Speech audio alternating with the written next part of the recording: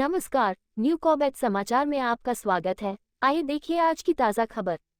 One निगम की lot से लाखों की लकड़ी हुई चोरी, वन विभाग ने माल किया बरामद।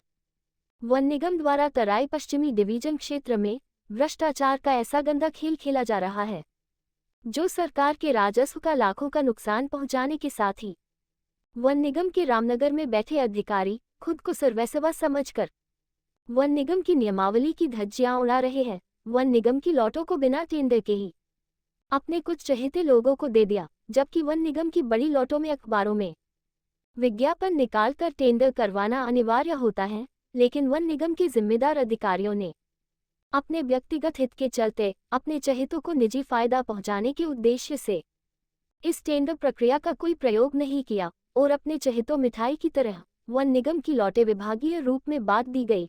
उसी का ये नतीजा है कि वन निगम की लॉटों से लाखों की लकड़ी चोरी हो रही है, साथ ही जंगलों की खूबसूरती के साथ भी खिलवाड़ किया जा रहा था।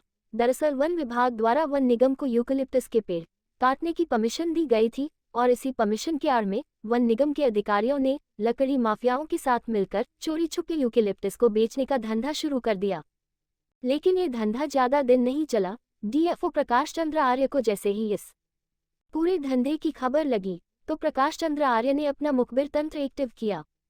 जैसे ही लकड़ी माफियाओं द्वारा यूकलिप्टस को जंगलों से उठाकर अपने अपने गोपनीय अड्डे पर ले जाकर रखा, तभी डीएफओ प्रकाश चंद्र आर्य के निर्देशों पर तैयार हुई टीम ने माफियाओं पर कार्यवाही कर दी और कार्रवाई में लाखों की तादाद पर यूकलिप्टस की लकड़ी बरामद की गई। डीएफओ प्रकाश चंद्र आर्य द्वारा अग्रिम कार्रवाई की जा रही है। डीएफओ प्रकाश चंद्र आर्य की कार्रवाई से बुरी तरह से माफिया बौखला गए हैं। अब मीडिया के आगे अपनी सफाई पेश करते हुए नजर आ रहे हैं। आप लगातार देखते रहिए न्यू कॉबैट समाचार। रामनगर से न्यू कॉबैट समाचार की यह विशेष रिपोर्ट। चैनल को लाइक, कमेंट और सब्सक्राइब करना ना भूलें।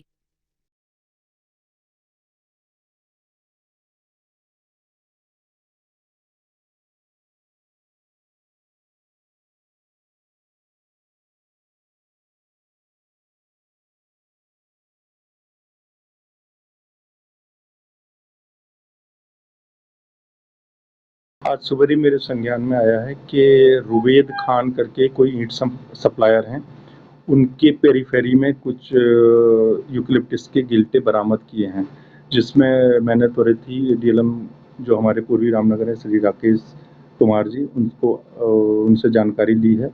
तो उनका कहना है कि समस्त स्टाफ हमारा और वन विभाग का मौके पर ही है और उसकी जांच पड़ताल कर रहा है। जहाँ तक उनकी संख्या की बात है, विभिन्न साइजों के हैं, अभी कोई साइज के नाप तुल नहीं हुई है और मिश्रित साइज हैं और 111 नग हैं। तो उसमें जानकारी ली जा रही है कि वो वास्तव में वन निगम के हैं या वन विभाग के हैं। तो ये पुष्टि अभी वन निगम के जो डीएलएम है उनसे की जा रही है। जैसे ही पूर्ण सूचनाएं उपलब्ध होंगी तो आपको अवगत कराया जाएगा।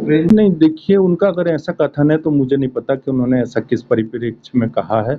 और पीडी निकालना या वो निकालना, वो प्रथम दृष्टया उनका एक अधिकार क्षेत्र है, लेकिन जब तक वेरीफाई नहीं हो जाता है और उससे हम संतुष्ट नहीं होते तो हम उनकी इस बात से सहमत नहीं हैं। वहाँ हमारी यूकलिप्टस की 2 लॉटें चल रही हैं, जिसके बारे में अभी आपको बता ही दिया था। तो वो जो आप लॉटें बता रहे हैं उनमें से नहीं है। किस लॉटों पे काम चल रहा है, क्या नंबर है? 85 और 91। लॉट संख्या 85 और 91।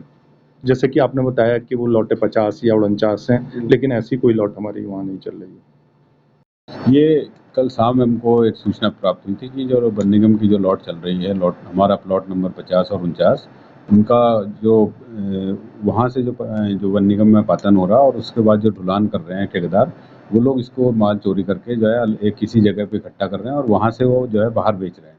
तो इसकी सूचना प्राप्त होने पर हमारे द्वारा अपना जो मुखबिरी तंत्र है उसको लेकर के अपने स्टाफ को इसकी ड्यूटी लगाई गई और जैसे ही वो माल वहाँ पे पहुँचा तो हमारी टीम द्वारा उसको पकड़ लिया गया और उसके बाद में उसकी गिनती कराई गई। तो ये लगभग 112 नग हैं वहाँ मौके पे मिले हैं, जिनको कि हमारे द्वारा अपने कब्जे में लेकर के उसकी नपत करके और आगे की कार्रवाई उसमें जो है की जा रही है। ये देखिए, अब ये तो जांच के बाद पता चल जाएगा कि कहाँ से आया है, क्योंकि उसका गिल्टे तो स्पेसिफिक है, उसमें ऐसा तो कुछ है नहीं, इतने मोटे गिल्टे हैं, तो इस पता चल जाएगा। बाकी जो सूचना थी और जो कार्रवाई के लिए मेरे द्वारा जो निर्देशित किया गया था अपने स्टाफ को किया गया था, उसमें और इसके अलावा और कुछ नहीं है। हाँ, अभी तो प्रारंभिक जांच में नाम उनके आए हैं, लेकिन अब उनका विशेष उसमें जब S2 केस जब जारी होगा और S2 केस के आधार पर जांच के बाद उनको कंफर्म उनका नाम लिया जाएगा।